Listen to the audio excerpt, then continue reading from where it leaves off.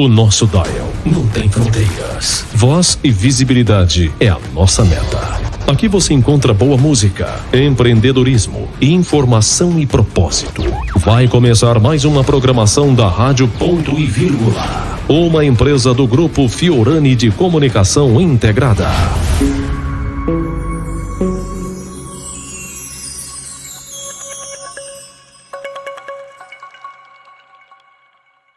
O programa a seguir é uma produção independente e o seu conteúdo é de inteira responsabilidade de seus idealizadores, não necessariamente representando a opinião editorial da Rádio Ponto e Vírgula.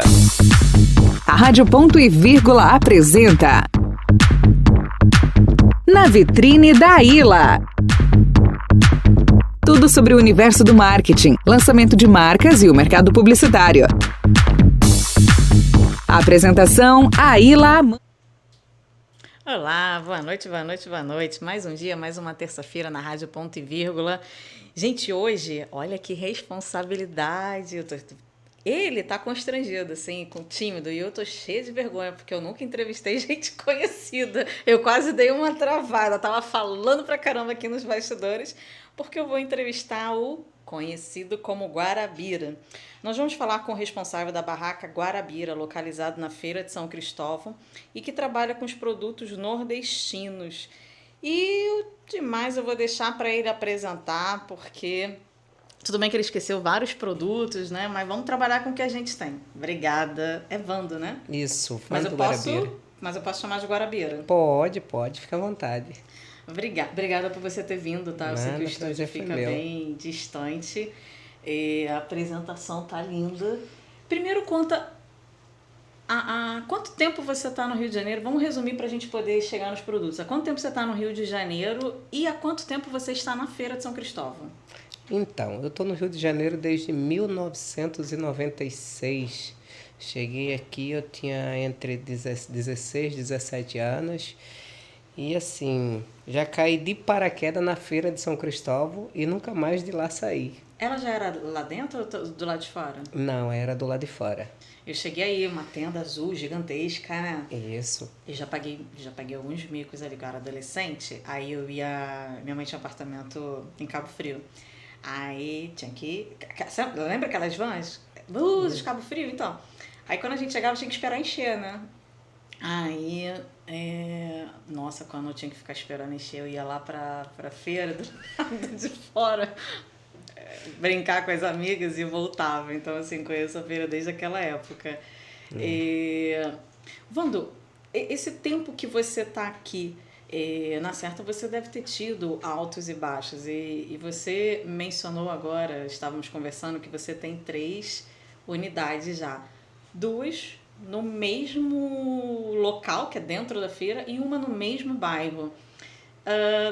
Isso é resultado de muito fluxo? Isso é resultado... 3 unidades? Fala um pouquinho pra gente por que das 3 unidades. Então, a gente sabe que a gente acaba criando uma concorrência pra gente mesmo. Mas o que acontece? A gente tem a alta temporada, né? E na alta temporada, minha mãe costumava dizer que quanto mais vaca, mais bezerro. Então, assim, tem uma concorrência saudável com a outra e, ao mesmo tempo, a gente acaba não deixando que uma outra pessoa venha para concorrer com a gente. E com relação à terceira loja, que é uma loja que fica na parte externa de São Cristóvão, na parte externa do pavilhão, essa loja ela foi criada há cerca de 2 anos atrás, na época da pandemia. Por quê? O que acontece? Eu comecei a ver nas pessoas que as pessoas chegavam na feira e reclamavam eu vou ter que pagar a entrada para pegar 1 quilo de goma, eu vou ter que pagar o estacionamento para pegar 1 quilo de queijo. E assim, eu comecei a ter essas informações e comecei a estudar essas informações que eu ia pegando dos clientes. Quando veio a pandemia, aí eu juntei a fome com a vontade de comer. porque a Feira de São Cristóvão fechou e eu tendo essas informações em mente, eu abri a loja. E foi uma loja que, assim, graças a Deus deu super certo. 6 meses depois a loja tinha se pagado. Gente, ele com medo de fazer, né? Com medo de arriscar aquele projeto, mas olha, você sabe que você tem uma cabeça empreendedor, né? Porque a pesquisa de campo dele foi ouvir o próprio público que estava lá e você ousou em abrir uma loja e em 6 meses ela virou. Exatamente. Não, e assim, eu não sei o Luciano, né, mas as 2 lojas dele na feira são em pontos estratégicos. Ele tá falando assim de concorrência saudável? É óbvio que é saudável, porque ele tem uma na entrada, você não tem como não ver, e quando você vira uma esquina, não tem como você não passar. Então, assim, são 2 pontos privilegiados, né? É verdade. Então depois a gente continua com aquele nosso assunto de franquia. Vamos falar então, qual o produto que mais sai? Infelizmente eu não trouxe hoje o produto que mais sai, né? Mas o produto que mais sai, ou seja, é a cereja do bolo, é o queijo coalho, né? Queijo Caraca, coalho. Poxa, você podia ter trago mesmo, né? Cheio de vontade de comer queijo. O Jefferson trouxe, tá? Pelo menos. Vou ficar devendo. Isso é para que vocês possam me convidar para vir aqui uma outra... Você vai vir porque eu vou fazer o papo de franquia. Vou convidar a doutora Silvéria, ver se ela topa. Mas deixa eu te perguntar. Qual o produto que mais sai para nordestino que de repente vai lá para reviver a sua terra, né? E qual o produto que mais sai para visitantes, para cariocas, para turistas? Tem diferença? Tem, mas assim, eu acho que assim, muito... Depende de determinadas épocas do ano, entendeu? O queijo coalho, ele é um produto que ele sai bem o ano inteiro. Por quê? Porque chega na época do frio, as pessoas usam o queijo coalho em festa junina, o pessoal usa o queijo coalho numa festa de aniversário. E quando chega o verão, o queijo coalho é a atração das praias carioca. Nossa, é um produto estratégico. É um produto estratégico. Agora também temos outros produtos, por exemplo, essa época do ano, temos a comida de milho, né? Pamonha, curau. Gente, a pamonha. E o curau, cadê, Wando? Tu não trouxe. É. Olha, a próxima vez eu vou pedir pra Tainara fazer uma lista, Wando, porque ela me disse, eu já ia dando esporrão, mas ela me disse... Calma, que ele mencionou aqui. Pode continuar falando enquanto eu vou abrir isso aqui. Então, e para essas noites frias de São João, a gente também tem a cachaça de milho. Cachaça? Cadê o copinho? É muito forte essa cachaça? Então, ela é muito boa, muito saborosa. Pega um copinho, tá? Pra gente experimentar a cachaça de milho, por favor. Eu nunca experimentei cachaça de milho, não. Vamos experimentar. Temos uma outra grande atração da Barraca Guarabira, que são as tapiocas. Isso é uma verdade. Comia muito quando eu trabalhava, quando eu prestava o serviço lá. Pois é, as tapiocas que antigamente, na época dos meus avós, só se ouvia falar em tapioca com manteiga, tapioca de queijo. Gente, hoje em dia não. Hoje em dia a isso. gente já tem uma gama de opção. A gente já tem a tapioca de carne seca, tapioca de peito de peru, tapioca de frango catupiry, tapioca de banana com canela. Enfim, hoje a gente já tem um leque de opções. Acho tão bonitinho isso, gente.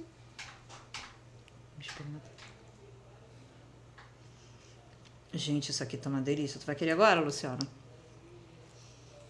Então, muito bom. Eu não vou comer porque eu vou ficar muito mal educada, porque eu vou comer muito rápido, porque eu tô com fome. Isso tá uma delícia. Vamos experimentar aqui. Me dá aqui os copinhos pro outro. Essa daqui com a cachaça. Que você A mencionou. cachaça de milho. Te dou. Para esquentar as noites frias de São João. Gente, agora olha o cuidado da embalagem. Olha a embalagem dele, que coisa mais fofa. Pode abrir. Vou comer mais um pedaço.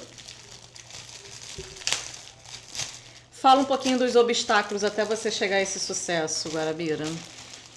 Tivemos muitos obstáculos. Quando, no começo da minha trajetória, lá no meado dos anos 90, com a feira ainda lá fora,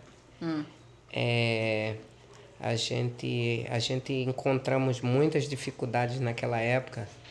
Como, por exemplo, todo final de semana a gente tinha que montar e desmontar barraca. A gente pegava finais de semana com chuva.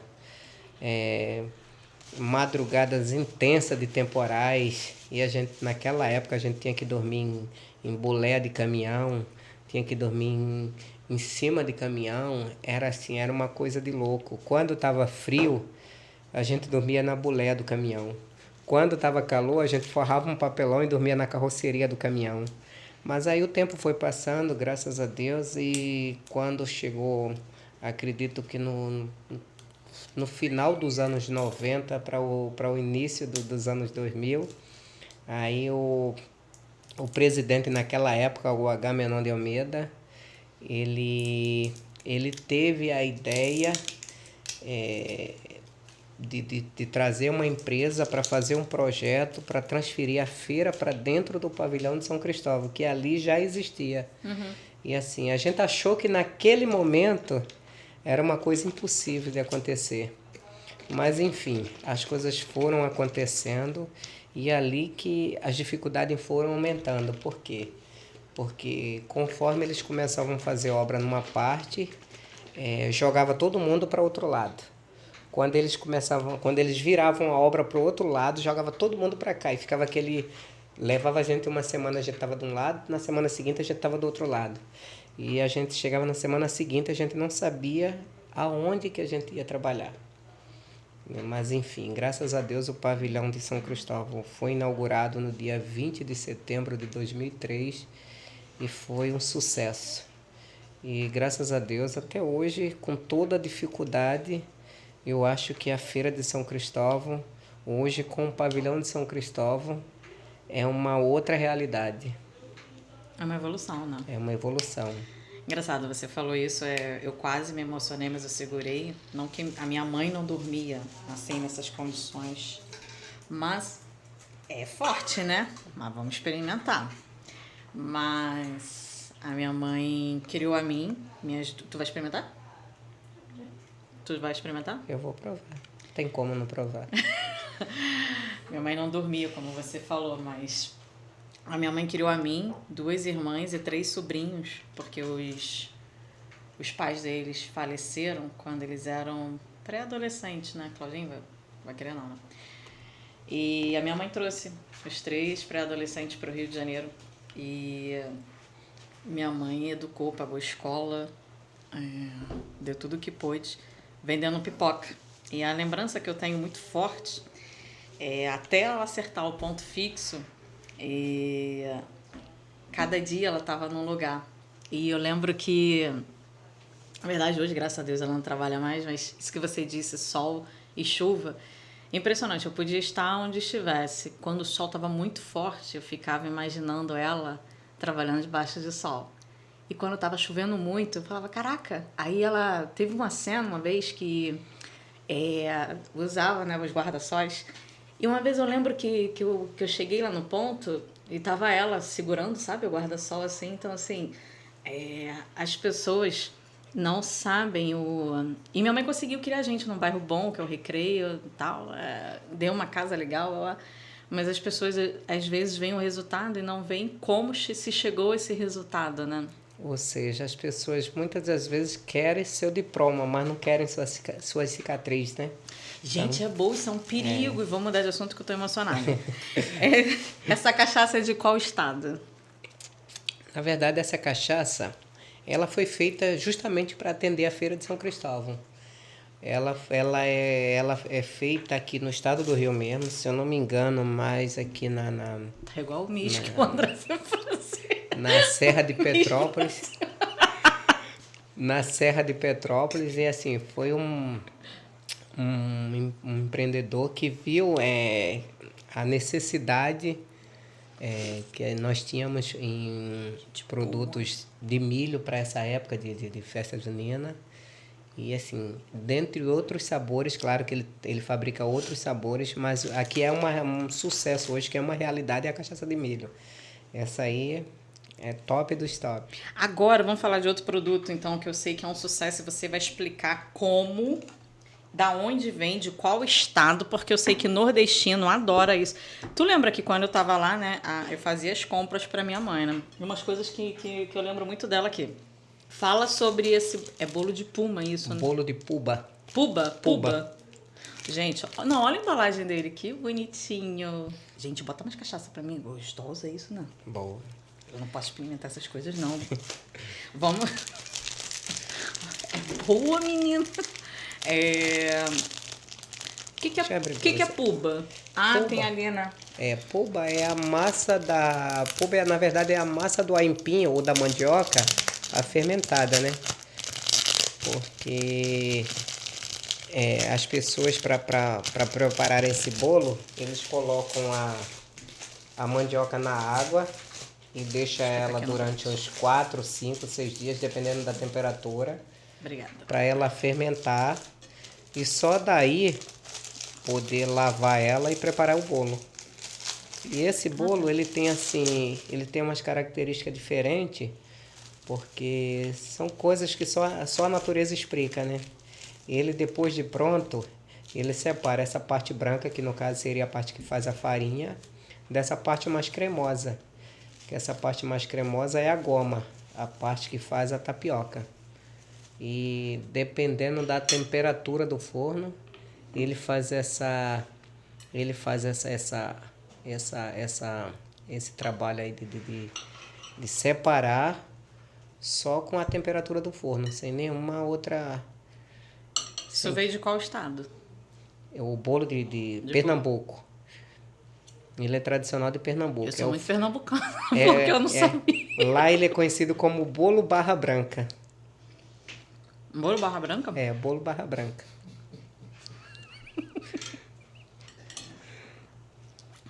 É que eu sou pernambucano, eu não sabia disso.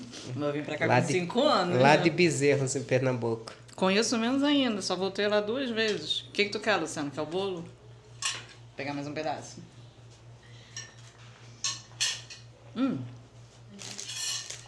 Outros produtos. Isso daqui eu sei que é bem típico, né? De algum lugar que eu não sei, mas sei que é bem típico. Essa é a famosa bolacha de milho, ou bolacha de canela, assim como é mais conhecida. É um biscoito que é feito a matéria-prima a base principal é o milho, né? Uhum. É a farinha de milho. E aí ele tem outros ingredientes, leva açúcar, canela. Gente, nordestino adora essas coisas. Eu comprava todo final de semana pra minha mãe. Bota nas cachaças pra ele, pai, por favor. Não chega? Por que, menino? Enfim. Vamos experimentar uma. Enfim. Tá, muito bom, mas não é pra comer tudo não, porque acho que ele só trouxe um pedaço e eu quero mais. Não, enfim, esse biscoito aqui, geralmente, as pessoas costumam fazer Mas isso é e molhar estranho. no café com leite ou num chazinho à tarde. Num chá? Chá. Chá com milho, gente? Chá com bolacha de milho. Isso é a tradicional bolacha de milho. Nordestino tem umas coisas meio estranhas, né? Tem uns Chá costumes com... meio diferentes. Mas eu sei que segredos gostam muito. Esse era um que eu comprava toda semana pra minha mãe. Quer ver um outro? Que é bem... Essa outra cachaça que eles querem. De milho também? Milho. É cachaça de milho. O Luciano não gosta de cachaça, vai ficar tudo pra mim. Essa daqui. Essa veio da onde? Vamos só tirar isso daqui pra dar espaço.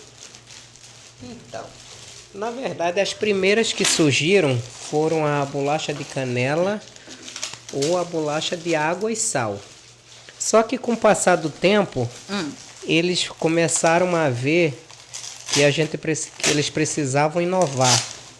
Aí foi aí quando eles começaram a criar ela, por exemplo, caramelizada. Essa Folheada é e uma caramelizada. delícia. Mas a origem também é de Pernambuco? Também é nordestina. Não só de Pernambuco, né? Do Nordeste inteiro. Paraíba, Ceará, Pernambuco. Essa é doce. Essa é doce. Na verdade, o primeiro estado nordestino que criou esse modelo de biscoito foi Alagoas, né? Que criou a Maragogi. Entendeu? E logo em seguida os demais estados copiaram. Podem comer, eu já vi que tem outro aqui. Estão brigando ali pra quem ver quem vai comer. Agora vamos ver outro produto, a goma de tapioca. Nossa, A goma que de lindo. tapioca. Vamos falar, você consegue falar um pouco da castanha? A castanha é um produto que deve sair bastante, né? Isso assim, a castanha é um produto que, independente de qualquer coisa, a castanha ela já é conhecida não só no Nordeste, como em todo o Brasil, né?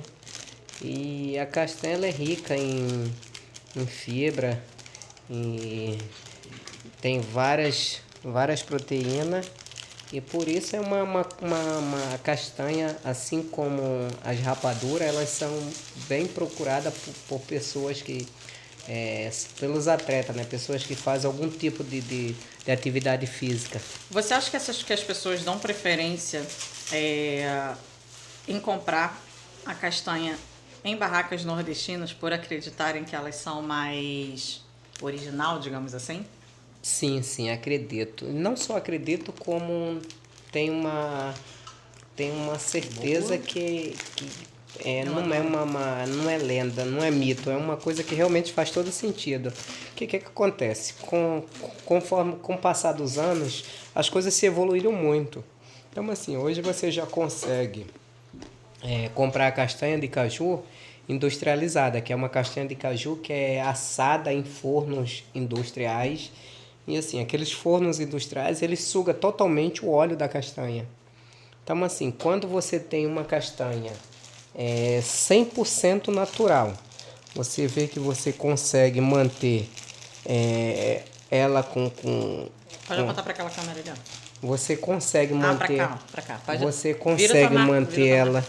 você consegue manter ela com padrão mais artesanal, e você também consegue extrair dela um sabor mais natural, um sabor mais real. Eu particularmente eu gosto muito das moreninhas, dessas mais queimadinhas. Tem uma amiga minha que falava assim, que ela chegava na loja e falava assim: separa as pretinhas, que eu gosto das pretinhas, que segundo ela era bom para enxaqueca. Mas Nossa. enfim, eu adoro as queimadinhas. Você recebe isso dos estados semanalmente? Quem são os teus fornecedores? Que você não é fabricante. Não. Como é que é esse processo, essa logística? Então, há uns anos atrás, nós tínhamos uma dificuldade muito grande em fazer o reabastecimento desses nossos produtos, dessa gama de produtos que a gente trabalha. Uhum. Só que assim, com o passar do tempo, as coisas ficaram mais fáceis. Então, assim, eu, por exemplo, hoje, eu tenho parente no Nordeste. Tenho cunhado, tenho meus irmãos, tem 3 irmãos meus que vivem no Nordeste. E, assim, as pessoas, por observar que esses produtos têm um valor, é fácil, é um produto que tem uma aceitação muito boa no mercado, então as pessoas hoje em dia elas se interessam mais. Eu lembro que quando eu era criança, nas terras que a gente morava, era todo cercado de pé de caju, ou seja, eu lembro que eu criança na época com 5, 6 anos, eu via muito meus irmãos mais velhos pegar os caju, encher o carrinho de mão e jogar para os bichos, jogar no curral dos bois, jogar no chiqueiro para os porcos comer. E assim, com o passar do tempo, eles perceberam que assim, que isso aqui tem uma facilidade muito grande para vender, e assim, que é uma fonte de renda boa, entendeu? Então assim, hoje as pessoas começaram a observar isso. E assim, eu tenho um cunhado que ele faz a coletagem de todo o produto, e pelo menos uma vez por mês eu recebo uma carga, ou seja, não de um determinado produto, mas por exemplo... o abastecimento para as suas lojas. Aí, por exemplo, no caminhão vem todo tipo de insumo que a gente precise. Por exemplo, vem 100 caixas de 3 de maio, que é aqueles biscoitinhos sequinhos. Aí vem uma quantidade X de castanha de caju, vem uma quantidade X de rapadura, ou seja, um pouco de cada coisa para suprir nossas necessidades. Deixa eu te fazer uma pergunta. Os queijos que você não trouxe, tirando o queijo coalho, todos os outros queijos são do norte ou nordeste ou são os queijos cariocas e que você tem lá para venda? Não. Inclusive o queijo coalho, inclusive o queijo coalho vem do Nordeste. Claro que assim, o Nordeste, ele é uma região muito rica, mas assim, não tem uma quantidade suficiente para atender todo o Sudeste, entendeu? Mas assim, pode ter certeza de uma coisa, um dos melhores queijos ainda é o queijo do Nordeste, entendeu? Mas claro que hoje a gente tem queijo entendeu? Por exemplo, um grande produtor de queijo hoje é o estado do Pará, né? Por ter muitas fazendas, no estado do Pará tem muitas vacas leiteiras. Então, assim, é onde consegue... Hoje é um dos estados que mais fabrica queijo, acredito que no Brasil, entendeu? Se não no mundo, entendeu? Mas assim, mais claro que a gente tem queijo de coalho, queijo de manteiga, vindo ainda do Nordeste. Ele é esperto, né? Respondeu, mas não respondeu. Adoro comprar o queijo de manteiga para cozinhar. Vamos pegar uma bolacha, vamos pegar uma coisa... Cocada. Deixa eu ver se tem alguma outra coisa aqui bem diferente. Rapadura. É um produto que ainda sai ou é só cultural? Não, muito. Sai? Sai muito. Para você ter uma ideia. Eu não vou cozinhar agora não, porque eu vou ficar bebendo ainda. Tem coisas que a gente acha até difícil de... Tem coisas que a gente acha até difícil de acreditar que venda, que possa ser vendido, mas vende. Como, por exemplo, peixe seco.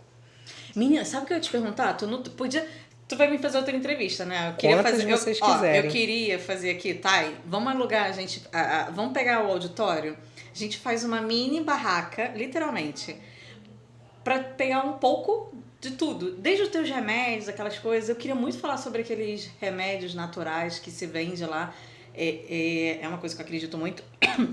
Agora, eu ia te perguntar, o que se faz com aqueles peixes, com aqueles camarões secos? Como que se come aquilo, gente? Então, como eu estava falando, assim, tem coisas que... Mas como que se come? É difícil acreditar que possa ter alguém que compre aquilo, mas o que acontece? Às vezes, eu costumo contar para os meus amigos, e assim, às vezes é até um pouco inusitada, né? Mas assim, essa história que eu vou falar, mas assim, às vezes tem nordestino que quando era...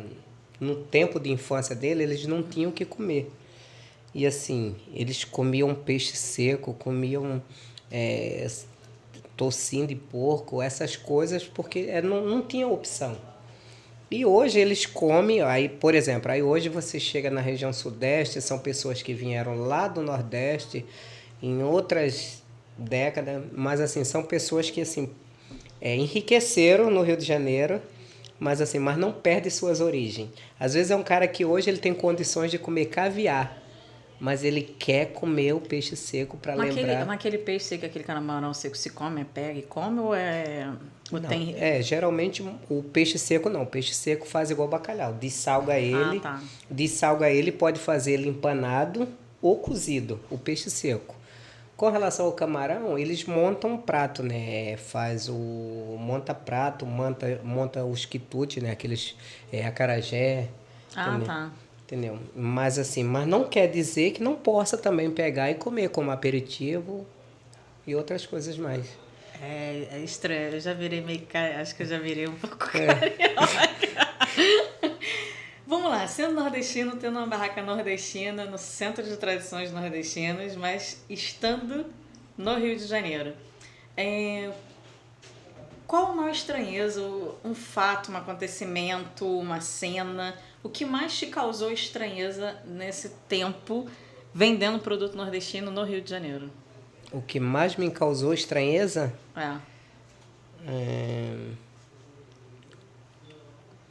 Acredito que isso, né? Que são essas coisas que acontecem que a gente assim, no começo eu não entendi o porquê, mas depois você tem essa mesma impressão que as pessoas depois que enriqueceram não perderam suas raízes. Como, por exemplo, eu via o cara que hoje ele está numa situação financeira muito além e eu vi essas pessoas chegar lá e assim, eu quero peixe seco. Assim, você olhava assim, você falava, nossa, mas essa pessoa assim, não que o peixe seco não seja... Mas é que hoje ela teria opção hoje ela teria uma opção de comer uma picanha, de comer um filé mignon, mas essas pessoas querem, assim, literalmente matar a saudade das suas... Ou seja, eles não esqueceram de onde vieram.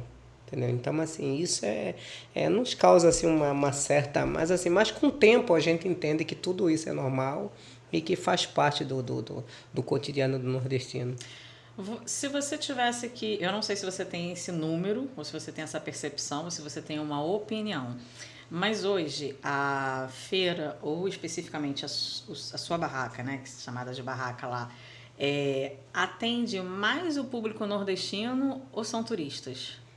Atende mais o público nordestino. Porque a gente entende que lá seja um espaço de turismo, né? Então, assim, eu sempre tive uma impressão de ter muito mais turista do que o próprio nordestino em si. Quando você caminha lá... Não, o turista que a gente recebe na feira hoje em massa é o turista nordestino. É o paraibano, é o cearense, é o pernambucano. Claro, sim, é lógico que tem turista, né? Mas, assim... Para o nosso perfil, para o nosso segmento, o nosso maior cliente ainda é o nordestino. Planos. Estamos no meio de 2023. Temos ainda um semestre em 2024 se aproximando. Planos para a Barraca Guarabira? Hoje eu acho que abrir várias franquias. Eva! Poder dar emprego, bastante emprego para bastante gente. Que legal, que legal. Guarabira, eu quero te agradecer. Vamos marcar, sério, tá? Marca outro dia. A gente está marcando um dia um pouquinho especial, a gente vai fazer no auditório, eu vou trazer algumas pessoas, as pessoas que vão fazer perguntas aí para os entrevistados. Mas assim, conversar com pessoas como você, por exemplo, me remete muito à minha infância, então não tem como não admirar. Eu acredito que você seja uma pessoa mais do que honrada por Deus, né? Você tem história, então não para mesmo por aí não. Você falou isso no final, fico feliz de ter mudado um pouco assim as palavras, mas se você pode levar essa sua experiência, se você pode ganhar dinheiro com a sua experiência e se você pode, através da sua experiência, proporcionar para outras pessoas aquilo que Deus proporcionou para sua vida e diminuir o tempo, de repente, de sofrimento, né, de algumas pessoas, faça isso, porque todos nós temos uma missão aqui. E você já é sucesso, então por que ficar parado, né? Lembra dos talentos, né? Então, tem um talento que você está segurando. Então, eu só tenho a te agradecer. Obrigada, eu sei que o estúdio é bem distante de onde você fica, você tem um compromisso, não vou te segurar mais. E pensa nesse talento que está guardado aí. Obrigado. E só para finalizar, assim, ouvindo suas palavras, eu me lembro de há 20 e poucos anos atrás, quando eu cheguei aqui no Rio, eu vi as coisas com muita dificuldade. Inclusive, naquela época se tinha um preconceito maior do que hoje. Assim, a gente quase não escutava falar da parte boa que o Nordeste tinha para oferecer. A gente não ouvia as rádios do Rio de Janeiro tocar forró. Assim, para quem tinha carro, ouvia lá seu forrozinho baixinho no seu carro. Para quem não tinha, era fácil ver isso dentro de uma comunidade. Mas assim, hoje com 20 e poucos anos de Rio de Janeiro, eu me orgulho muito em ver as pessoas falar tão bem no Nordeste, exaltar tanto o Nordeste nos 4 cantos do Rio de Janeiro, inclusive Recreio, Zona Sul. E assim, pra gente é muito gratificante. Você é de onde? A pergunta principal que eu não fiz. Você é de onde? Paraíba. Paraíba? Sou da Paraíba. Lugarzinho chamado Lagoa Seca, 6 km de Campina Grande. Lagoa Seca, não conheço. Lá não conheço, não. E era pra finalizar, mas eu preciso... Ih, menina, eu ia fazer uma pergunta agora aqui e esqueci da pergunta que eu ia fazer. Agora a Bira mexeu. Não foi nada por conta disso, pelo amor de Deus. Não, preconceito. Você acha que ainda tem preconceito quanto a nordestino? Eu acho que hoje bem menos, mas há 20 e poucos anos atrás, quando eu coloquei o pé no Rio de Janeiro, a gente sentia muito isso. Se sentia diminuída, né? Muito, entendeu? Mas hoje, graças a Deus, bem menos. Hoje assim, a gente percebe que a gente já está sendo mais bem visto. As pessoas já têm, por mais que ainda exista, mas você vê que hoje as pessoas já têm um certo respeito, uma certa admiração. E isso é muito gratificante para o nordestino. Você escutar na boca de uma pessoa importante, na boca de um político, na boca de uma pessoa que tenha, entendeu? Que tenha uma outra situação, que viva uma outra realidade, exaltar o nome do Nordeste. É muito, muito bom mesmo ouvir isso. Que bom. Então, gente, eu vou finalizar agora. Obrigada. Vamos marcar com a Thay um próximo dia. Gente, boa noite. Fiquem com Deus. Até a próxima terça e fiquem agora com o Mundo do Pianta.